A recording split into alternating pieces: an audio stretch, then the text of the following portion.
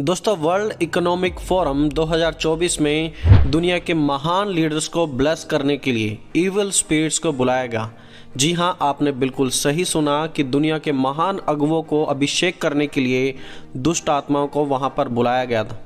अगर यह घटना कैमरे पर रिकॉर्ड नहीं की जाती तो कोई भी इस बात पर विश्वास नहीं करता।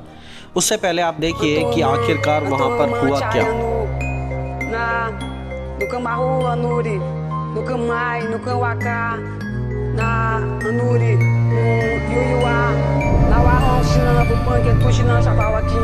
वर्ल्ड इकोनॉमिक फोरम 2024 के स्टार्टिंग में पहले मैं आपको बता दूं कि आखिरकार यह वर्ल्ड इकोनॉमिक फोरम आखिरकार है क्या।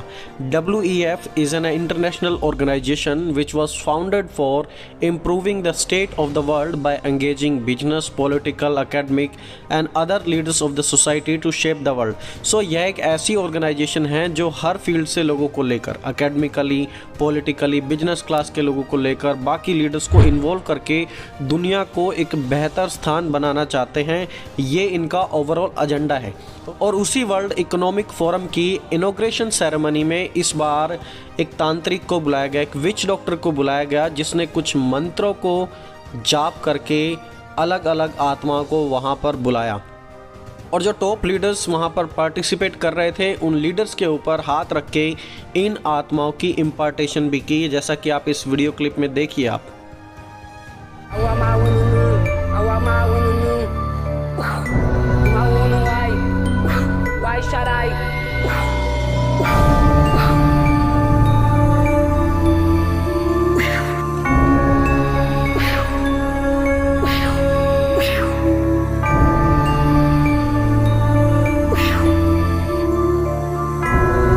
और पूरी दुनिया ने लाइव इस घटना को देखा कि कैसे पब्लिकली अब इन मंसूबों को अंजाम दिया जा सकता है पूरी दुनिया के सामने बिना किसी रुकावट के।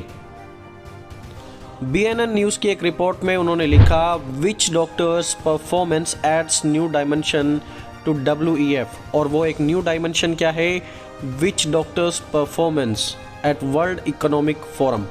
पहले सिर्फ इकोनॉमिक और पॉलिटिकल डिस्कशन वहाँ पर होती थी, और अब कुछ ऐसा भी हो सकता है जैसा कि इस तांत्रिक ने वहाँ पर करके दिखाया है। दोस्तों, क्या ये बात हैरानी की बात नहीं है कि शैतानी प्रक्रियाएं आज आसानी से पूरी दुनिया के सामने की जा सकती हैं और कोई इन चीज़ों का बिल्कुल भी विरोध नहीं करता। जबकि लोग अच्छे भले काम करते हैं, जब कोई प्रार्थना करने जाता है, जब कोई चर्च चलाता है, तो उनका विरोध होता है, लोग उनके साथ मारपीट करते हैं, उनके ऊपर झूठे आरोप लगाए जाते हैं। लेकिन ये शैतानी कार्य आज आसानी से किए जा रहे हैं और कोई भी इन्हें रोकने वाला नहीं है। और सबसे बड़ी सरप्राइजिंग बात क्या है कि एक ग्लोबल प्लेटफॉर्म पर, जहाँ पर दुनिया के महान अगुवे उपस्थित थे, उनके बीच में इस सेरेमनी को किया गया। अब दोस्तों, क्या आप इस बात से समझ पा रहे हैं कि एक ग्लोबल प्लेटफॉर्म पर जब ऐसा किया जाता है तो यह क्या दर्शा रहा है, और क्यों एक ग्लोबल प्लेटफॉर्म पर ऐसा किया गया? ऐसा करने की आखिरकार परमिशन ही क्यों दी गई? ये बात आप सोचिए। इसका एक सीधा सा जवाब है दोस्तों कि जब ग्लोबल प्लेटफॉर्म पर कुछ ऐसा किया जाता है तो यह इस बात को साबित करता है कि विचक्राफ्ट, जादू टोना करने के लिए और इसे स्वीकार करने के लिए अब पूरी दुनिया रेडी है।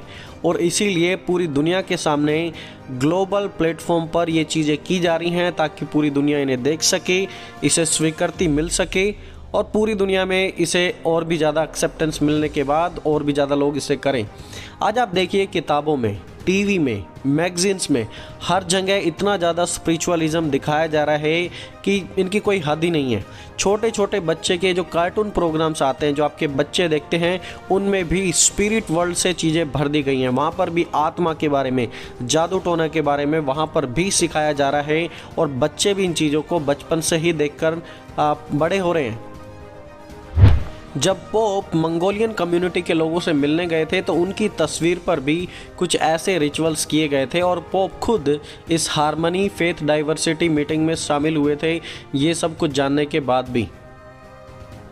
और जो ये वर्ल्ड इकोनॉमिक फोरम है, यहाँ पर कुछ ऐसी चीज़ें हैं जो खुलकर बात की जाती है न्यू वर्ल्ड ऑर्डर की, कि न्यू वर्ल्ड ऑर्डर जल्दी आने वाला है, कि जल्दी पूरी दुनिया में एक नया ऑर्डर होगा यहाँ पर। What are we able to keep on the positive side from the old order to bring into a new world order, and how can we avoid that new world order becomes like jungle growing back. And दोस्तों आपको याद हो तो कुछ समय पहले, actually कुछ साल पहले पीएम मोदी ने भी अपनी एक स्पीच में इसके बारे में कहा था। उन्होंने कहा था एक नया वर्ल्ड ऑर्डर आएगा, इनफैक्ट आकर रहेगा। पोस्ट कोरोना भी एक नया वर्ल्ड ऑर्डर नजर आ रहा है। पोस्ट कोरोना के बाद दुनिया में एक नया संबंधों का वातावरण शेप लेगा। यहाँ पर भी वर्ल्ड इकोनॉमिक फोरम में भी लोग इस तरीके से इकट्ठा होकर उन चीज़ों को डिस्कस कर रहे हैं और उस न्यू वर्ल्ड ऑर्डर को लाने के लिए तैयारी की जा रही है।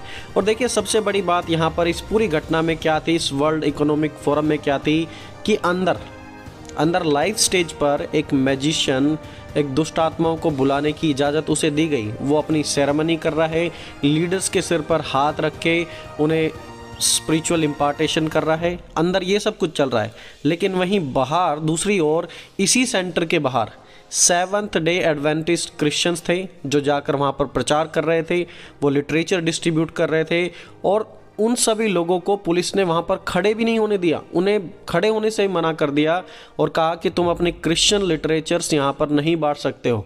तभी एक प्रेस रिपोर्टर वहाँ पर आया, उसने क्रिश्चियन से पूछा कि आखिरकार क्या हुआ और तब इन क्रिश्चियंस ने इस पूरी घटना को बताया। आप खुद इस चीज़ को देखिए यहाँ पर। Oh, you guys are Christians and you got stopped. Was it because it was outside the Ukraine house or? Not allowed to.